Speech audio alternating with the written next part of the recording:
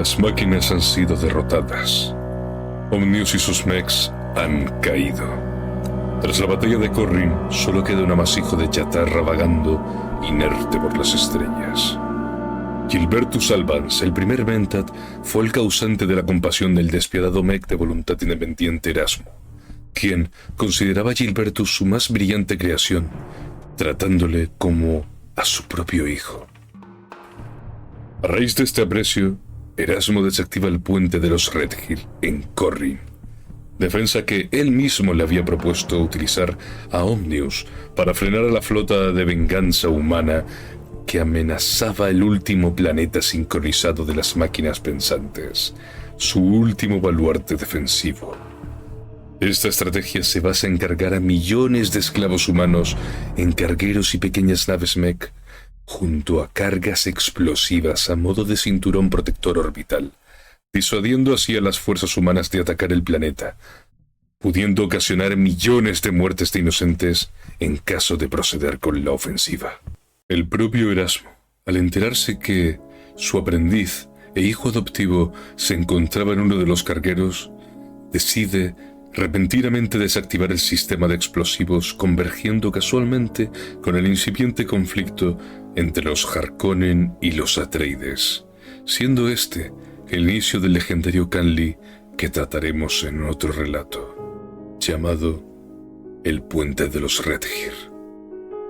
Años más tarde, Gilbertus conservaría en el despacho de su nueva escuela de Mentats una gelesfera con la memoria de su mentor robótico, lo único que sobrevivió de Erasmo tras la batalla en Corrin, utilizando máquinas pensantes para el aprendizaje de sus alumnos. No obstante, Manford Orondo, nuevo líder de las sectarias fuerzas butlerianas, facción dedicada a la erradicación de las máquinas pensantes, así como de sus simpatizantes, había puesto en serios apuros a Gilbertus y a sus Mentats, siendo objetos de admiración por parte de los butlerianos al prescindir presuntamente de máquinas pensantes para realizar cálculos y estimaciones tan complejas, utilizándoles como ejemplos de la supremacía humana frente a las máquinas pensantes. Al mismo tiempo, las hechiceras de Roszak encontrarían su final con el nacimiento de la incipiente hermandad Bene Gesserit, a manos de Raquela Berto Anirul, nieta de Borian Atreides, quien había guardado en secreto ordenadores para contener los datos del programa genético y profético para el Kwisatz Haderach. Esto desataría una guerra civil en la hermandad, entre aquellas que se mantenían fieles a Raquela, mientras otras apoyaban los preceptos butlerianos denunciando esta situación ante el emperador Salvador Corrino. Estas rebeldes Bene Gesserit operarían de ahora en adelante en Salusa Secundus, junto al emperador y sus fuerzas, lideradas por la hermana Dorotea, quien se convertiría en la primera decidora de verdad imperial. Mientras tanto, Raquela se lleva un grupo de sus hermanas en secreto a Walag IX, con el apoyo de Joseph Benport, precursor de la cofradía espacial, con el objetivo de reunificar a la hermandad, manteniendo en secreto la posición de Walag IX a ojos del emperador. Previo a los acontecimientos de Dune Prophecy, las hermanas de Walag IX y las hermanas ortodoxas de Salusa se reunifican tras la muerte de la reverenda madre Raquela, decretando en su lecho de muerte que deben haber dos madres superioras: su nieta, líder de las ortodoxas Dorotea, y Valia de la casa Harkonnen como líder de las Bene Gesserit de Walag IX.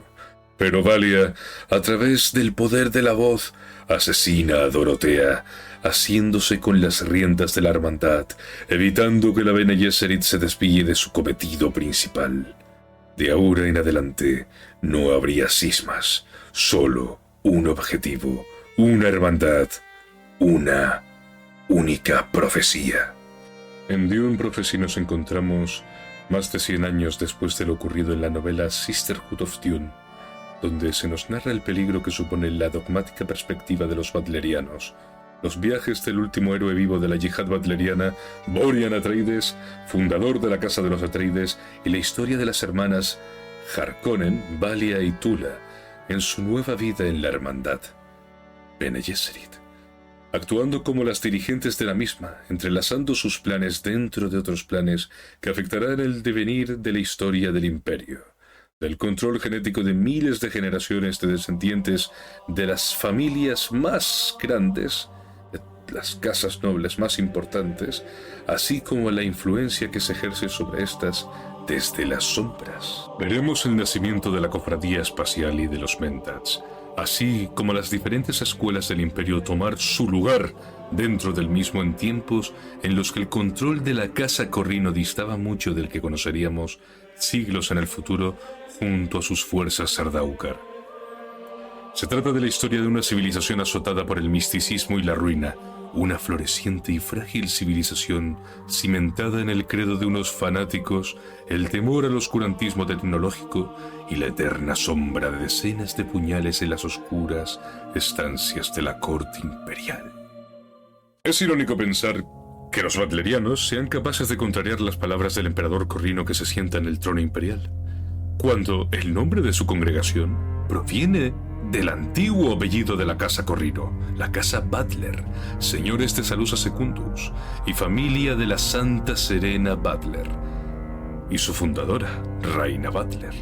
Pero los butlerianos ya no son guiados por un butler, sino por Manford Orondo, un fanático lisiado antiguo lugarteniente de Reina que busca por todos los medios erradicar a todas las máquinas pensantes que queden a lo largo y ancho del cosmos, cumpliendo así con su juramento para con su señora, siguiendo a rajatabla el sagrado mandamiento de la Biblia Católica Naranja, que dicta así: no crearás una máquina, imagen y semejanza de la mente humana. Una de las grandes incógnitas es ¿quién es Desmond Hart? Tengo mis teorías. Un soldado proveniente de Arrakis quien ha estado en contacto con la descubierta especie Melange y los nativos hombres libres de Arrakis, conocidos como Fremen. Un hombre que, ante todo, busca acabar con la Bene Gesserit. ¿Será el sucesor de Manford Orondo? ¿Un nuevo líder butleriano? ¿O quizás sea el desaparecido Borian Atreides con una falsa identidad? Lo descubriremos en Dune Prophecy. Pero no cualquiera sobrevive a las fauces de un gusano en Arrakis. Cada semana habrá un vídeo hablando acerca de la trama tratada en cada capítulo y todo el lore que se pueda sacar de ellos. Ahora la decisión queda en vuestras manos, caminantes de las arenas. ¿Participaréis junto al Sitchkan en esta nueva aventura o permitirán que las arenas les consuman? Decídmelo en comentarios. Me gustaría saber si os gustaría hablar de estos capítulos en directo, una vez por semana o en formato vídeo. Os leo. Y recordad, el durmiente ha despertado y las voces de Dune se aproximan. Nuevas voces se aproximan. La especie de